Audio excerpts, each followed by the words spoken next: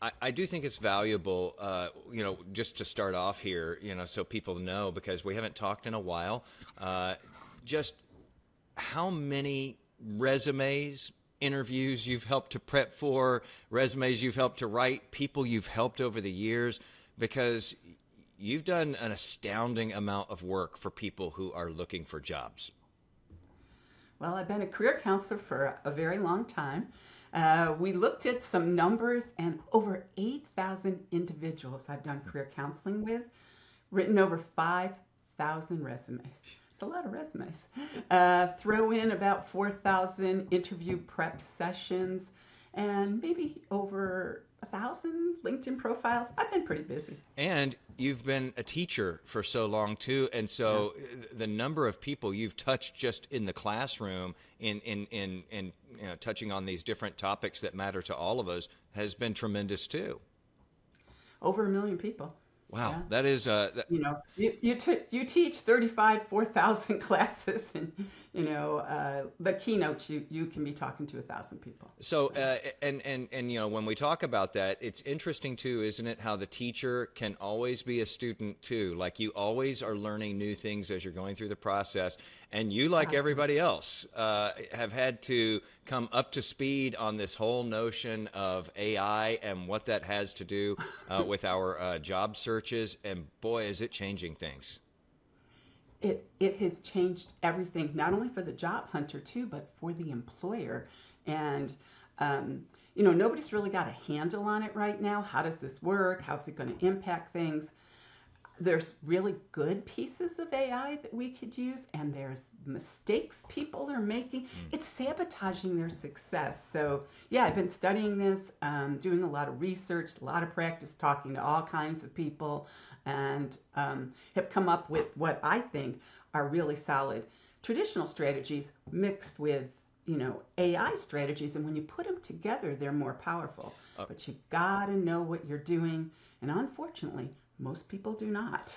I do want to get into those strategies, and I want to talk about the mistakes that people are making that you say are really sabotaging their job searches, because I think a lot of us can learn from the mistakes of others, and hopefully we learn from our own mistakes as well.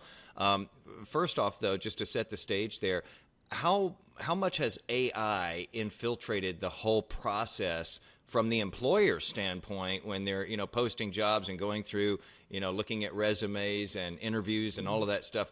AI is really getting in there. What's happened is we now have a resume tsunami that is overwhelming the employer. Talking to some recruiters the other day, and they're saying, Robin, we put up a job listing, and 2 hours later, we got a couple hundred applicants. In 24 hours, they could get 1,000. All right, no, it's not humanly possible to go through all of those. So now we've got new strategies. We've got ATS with lots of filters. We've got a process where we don't look at everybody anymore. And people are like, okay, well, what are the magic keywords? And there's a process for that. But from an employer standpoint, it's kind of feast or famine. It was like we couldn't find anybody a couple years ago, and now there's just so many people. It's a real stagnant marketplace. What I'm seeing and what everybody's experiencing is employees who have jobs are staying put. And employers are not necessarily moving people up. We all know they're laying people off. But that makes it difficult for anybody trying to find a new job, because if people move out, they get new jobs, they move up, it opens up opportunities for others. These new college grads are really, really struggling. I help a lot of them in my counseling practice, and boy, are they having a really hard time. Not impossible, okay, but they're still having difficulty. They don't know how to job hunt. Nobody taught them that. Yeah, I recently did a piece on that younger set, and sort of the kind of unique things that they're running into right now as they are trying to negotiate this job market, and it's tough for them. You mentioned the ATS, and we should get into that a little bit, because we've talked about that before. Man, it's so critical to so much. It's sort of the gatekeeper. We all think It that is. we all like to think that we send in our resume, and it's definitely going to get looked at by somebody, and then I have a chance. There's a good chance that your resume is never going to get looked at by somebody. Let's talk about that gatekeeper called All the right. ATS. What ATS is, So the automated tracking system, is that right? No, applicant tracking system. I was and close. This is what most employers use. In fact, the Fortune 500, 99% of them use it. Um, think of it as a filing cabinet in the sky. So you hit apply, your resume goes in, and what happens is the applicant tracking system will scan it. But what it's looking for is keywords. If it finds them, great. If it doesn't find exact matches, not so great. So for example, you put in project leadership, but it's searching project management. You don't come up. And from those, the employer then can sift them and pull up, say, 20 or 30, go through those first, go through some more. Here's the secret that they're telling me. There's no way it's humanly possible to go through as many. So there's actually a secret that people have to know besides finding the right keywords. Do you want to know the secret? I'm dying to know the secret now. You've teased me well. Okay, you got to apply first. I'm sorry. You got to apply first. And that means set those job alerts. When you're looking for a job title, especially like in LinkedIn, at the very top, there's a little button. You can click on it. It sets a job alert. Apply fast. Because how ATS does these is they do it in the chronological order. So they're prioritized by the way they come in. And if they pull up, say 50 out of the first, maybe 200, and you're buried in the back, nobody's going to see you. And that's the biggest problem. People are getting ghosted because they're not qualified to. If you don't have 100% of the qualifications and requirements today, don't bother applying because you will not get seen. Nobody's going to call you. I did not realize that in some cases these ATS systems will pull a certain number and set those aside for the employer to look through, and the other ones just get sort of they say, jettisoned. I want to look at the top 50. And remember, that's after they filtered out the ones that aren't qualified. And it's employees, potential employees, job candidates. The job candidates are making this whole thing worse. We have a new tool that people are hopping on the bandwagon, and it's called a resume blaster. So it's an automatic blaster. Jason, it sounds great. It does. You type in your resume, give us job description, give us the resume, and then we're going to blast it to like 100 employers for 100 jobs. Doesn't that sound great? Because it takes away, you think it's taking away the work you have to do. Yeah, it doesn't work. And so, please don't use a tool that has a 0.01 success rate. And translating that, 1 out of 10,000 resumes will get through. And they're sending them to places where you're not qualified for the job. Employers are saying that it's so difficult. These tools make it all worse for everybody. Job hunters are getting ghosted and employers are just overwhelmed. So let me ask you something. Is this sort of a feedback loop that's happening here? Because you're talking about employers posting a job. They get overwhelmed immediately because they get this, as you call it, the tsunami of resumes. A reason for that tsunami of resumes is in part possibly because of these blasting operations that are just inundating them with resumes, and also AI, helping people to just sort of, jet out all of these resumes. So it's sort of this feedback loop that just keeps happening. Correct. And the Auto Blaster is an artificial intelligence. So it's an AI tool, so to speak. It helps nobody, but it sounds good. And if you believe the message, right, these things don't deliver, but it sure sounds great. We can make anything sound great with marketing, and they're experts at marketing and sales. And that and that whole ATS too. We've talked about this before, but it's always good to have a quick reminder. It might kick you out for the simplest of things, like having a graphic or something on your resume that it does not compute, and it therefore says goodbye. It's simple formatting. Don't get creative. No columns, no text boxes, no color, no headers, no footers. Straight like a Word document. That's really what it wants. In fact, a PDF could get gobbled up, so only use a Word doc unless it specifically asks for a PDF. On top of which, too, people think this is like the Cookie Monster eating the resumes, and it isn't. But it comes down to having the right keywords. How do I find them? How do I understand it? How do I not just like stuff them all over the place and think that's going to make my resume come out? Those techniques don't work. And the other thing we have to think about is what's the appropriate keywords, put them in natural language, and then keep in mind that there's going to be a recruiter and a hiring manager that's going to look at this someday. And where are your results? We need to see quantification, metrics, so to speak. Did you save money? Did you make money? How big? What's numbers? Use percentages. These are the things that will get you an interview. So we have to realize it's twofold.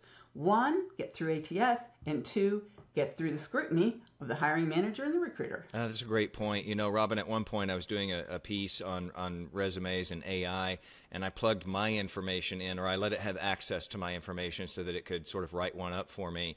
And it included a ton of the keywords that they had in the job description. I felt like, and maybe it was just me, I was looking at it and I thought, this almost seems too laden with keywords. Like it looks like I'm, you know, kind of, I don't want to use a bad word, but it looks like I'm trying to, you know, pull the wool over the eyes of the employer and use every keyword from their job description. And then on top of that, there were some, I'm not going to call them hallucinations. It looked like it was fudging what I'm capable of, and I didn't have those receipts like you talk about there, those specifics saying, yeah, I was a project manager and I was able to do this, this, this, and this, because I hadn't been that.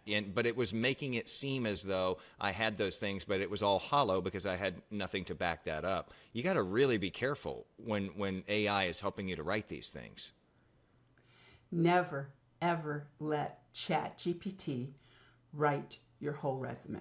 And when you say ChatGPT, any AI program is what you're saying. Yeah, most people are turning to chat. And I mean, I like it. I use it for a lot of different things, but never to write your resume. And here's why.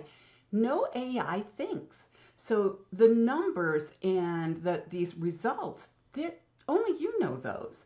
And like you were saying, it has a tendency to make your resume very generic. Generic doesn't sell, right? And so when it does get to an employer, a lot of people are shocked to hear this, but we're starting to be able to pick them out.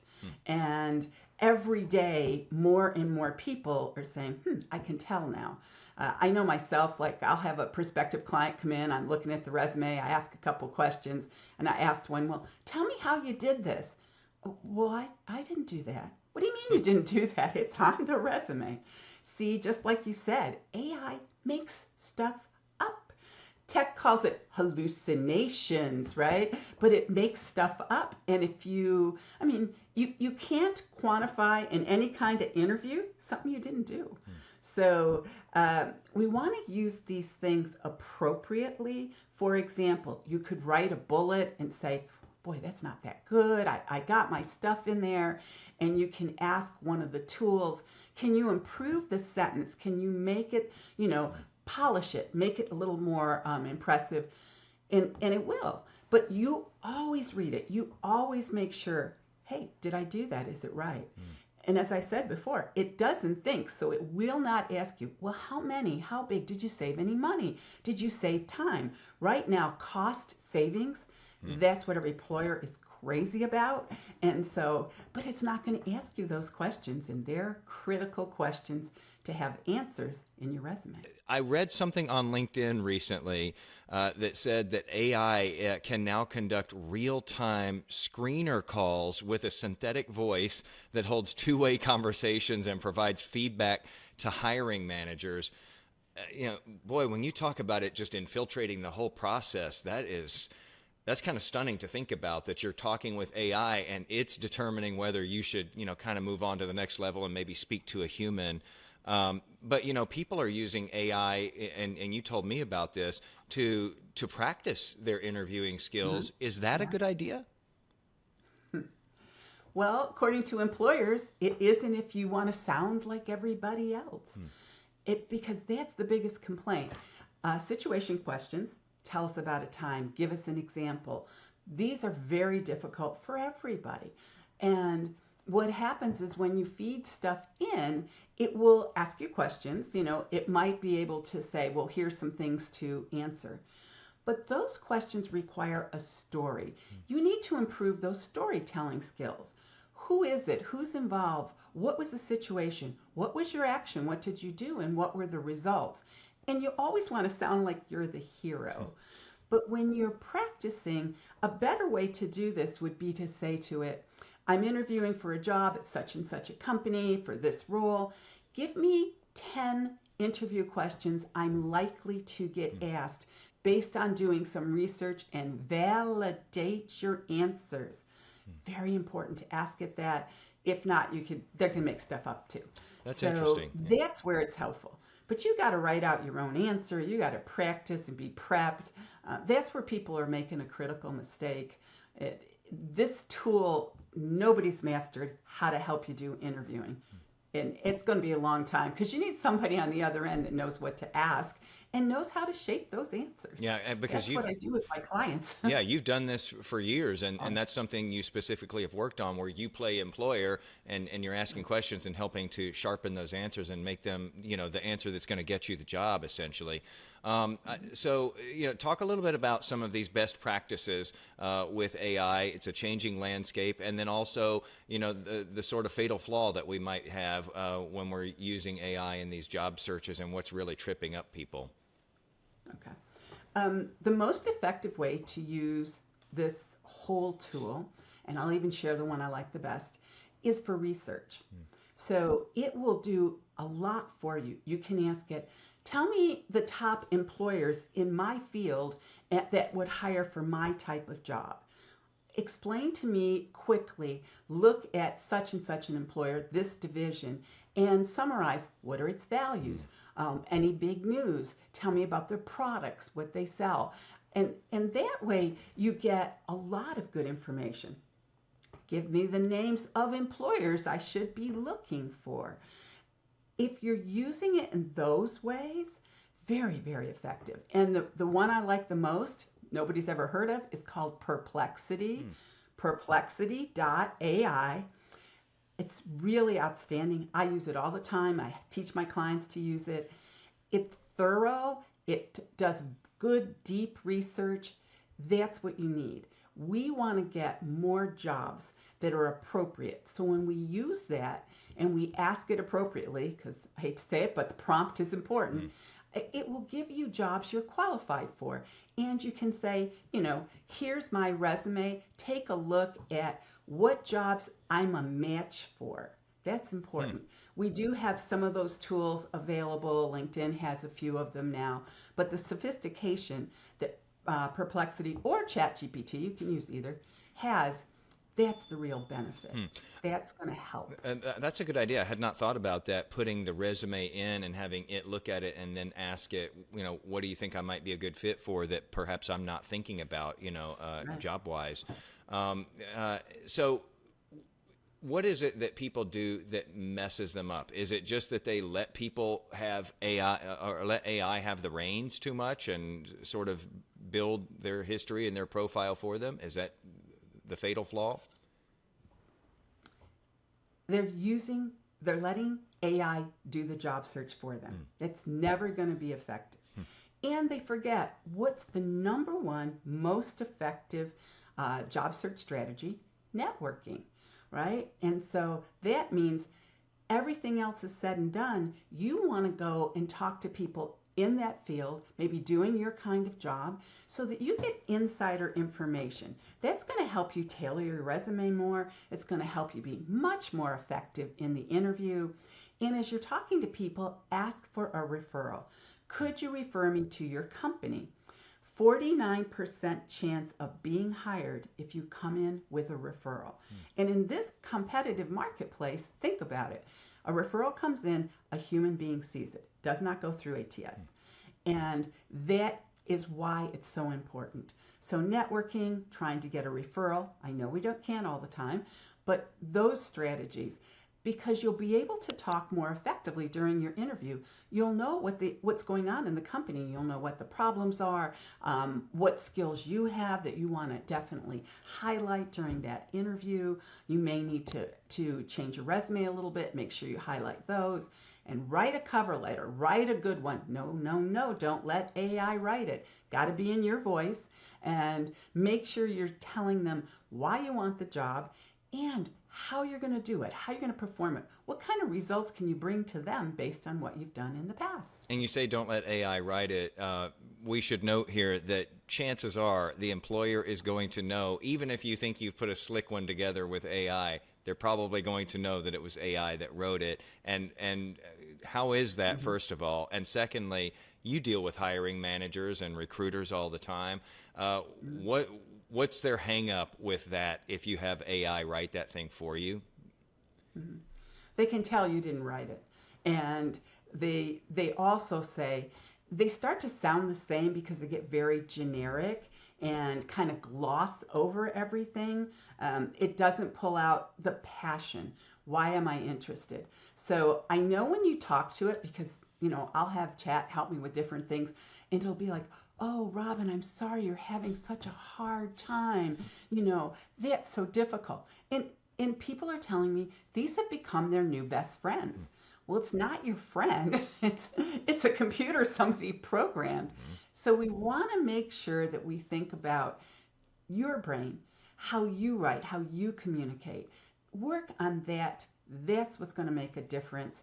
And if you're not having any good luck, you've got to change your thinking. You've got to change your method. Those are important things, because if we're not getting results, we get depressed and we get discouraged. And I hear that every single day. But we can change the outcome if you change what you're doing. Artificial intelligence is assistance intelligence. It's an assistant, a helper, but it's not doing it for you. Unless you want to fail. You want to fail, let it do it all for you. So the last thing I'd like to get into here, Robin, is you were talking about, people feeling kind of dejected and put off by this market that we're in right now, this job market, especially when we start talking about those younger folks. There is some conjecture out there that, AI itself is leading to the loss of a lot of these entry-level jobs that some of those young people would be getting. Others say that, AI will also add a lot of jobs, so we'll see how all that shakes out. But can you give us I mean, your finger's on this pulse all of the time. You've been doing this a while.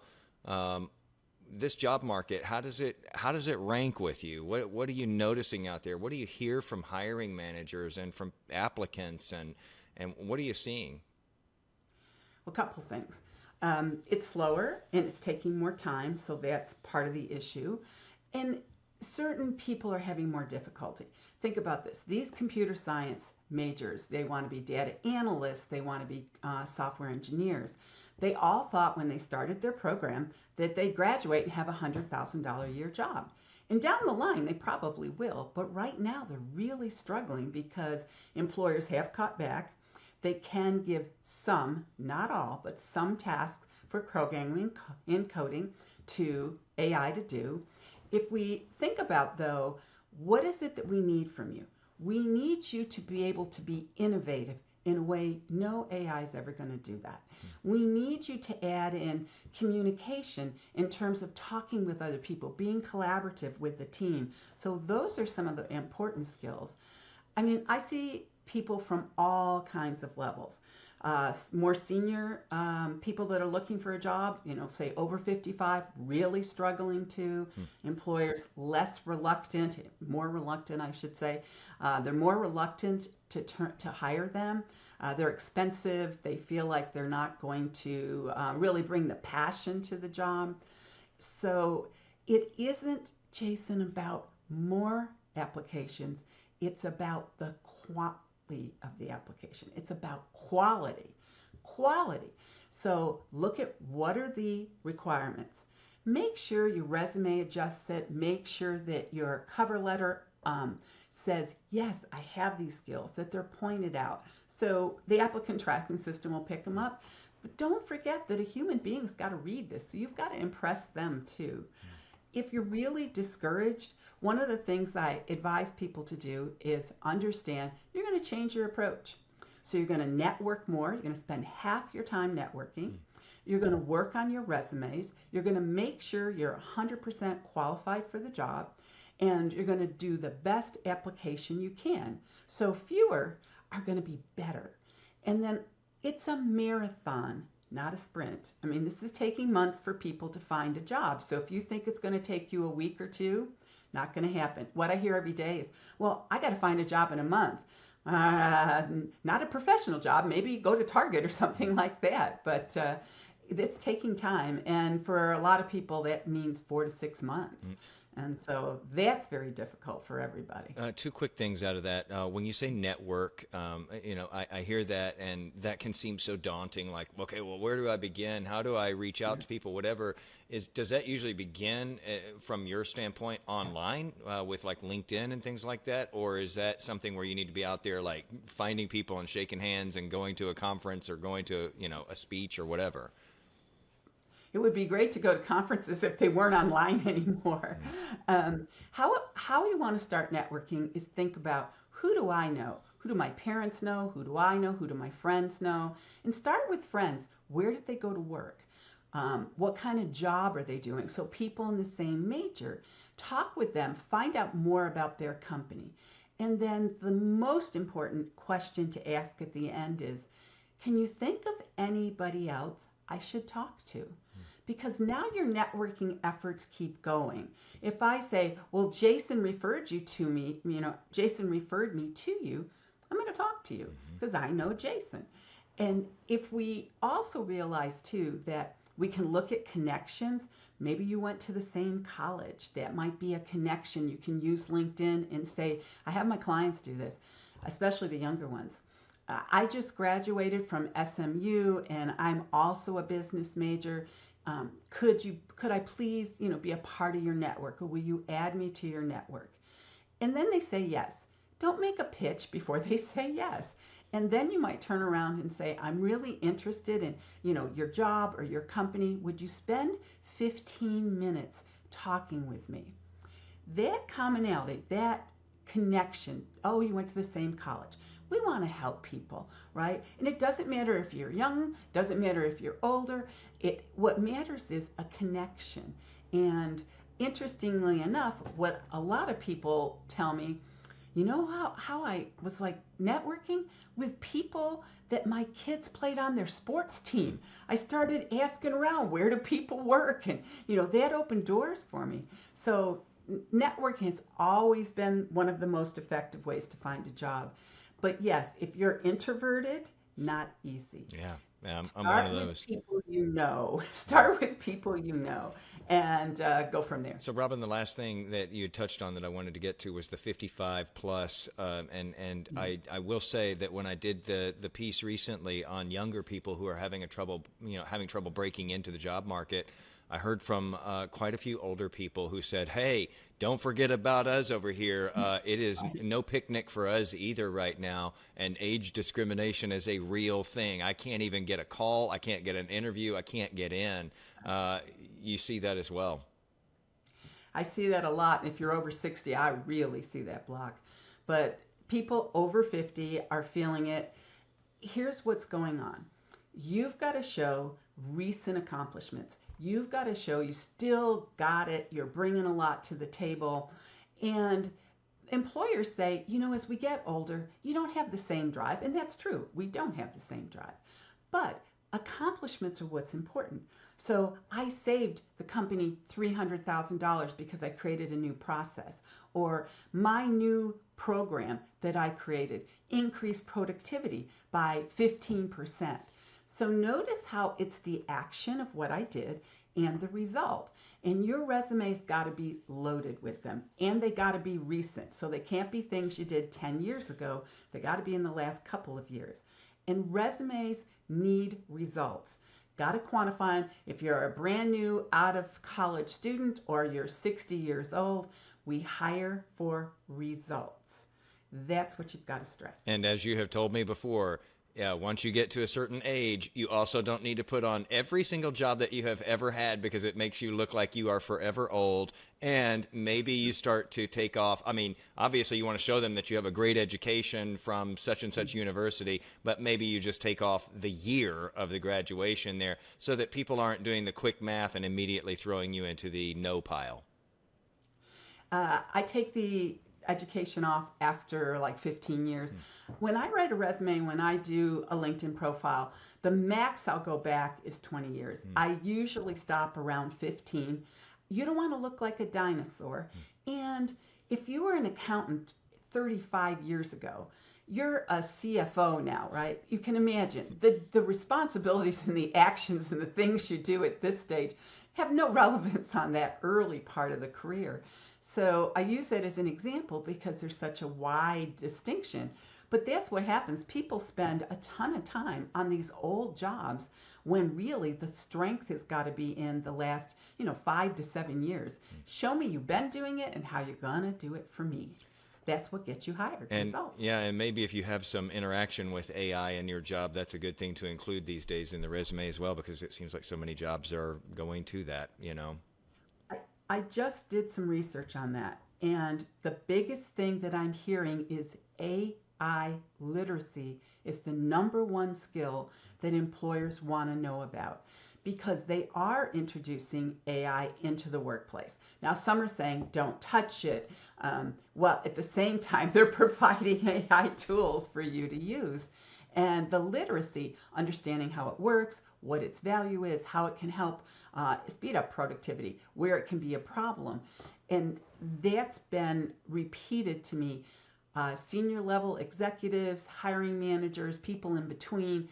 The young people have a step up on that because they live on tech, right? But for the rest of us too, spend time, learn about that. There's some really good introductory courses on Coursera, very inexpensive, and make sure you're learning about it from very credible resources because there's a lot of stuff out there. No, it's not, no credibility. So be careful about that. It's funny, the irony. They don't want you to write the cover letter with AI, but they want you to know how to use AI like crazy. Robin, it is always great to talk to you. It's always a wealth of information, and we hope that this will help you. I mean, you've already reached a million people in the classroom, and who knows how many more through things like this. But all this advice is greatly appreciated, I'm sure, especially by people who have been feeling like they're banging their head against a wall trying to get a job. My last piece of advice is you only need one job.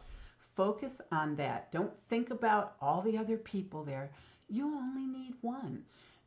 That's going to help you sort, do a better job, and also get a cheerleader, somebody to pep you up and pump you up, saying, you got this. It may take a little time, but you got this. You do need and that. I know you do. There are lots of valleys in there for sure when you're in a job search.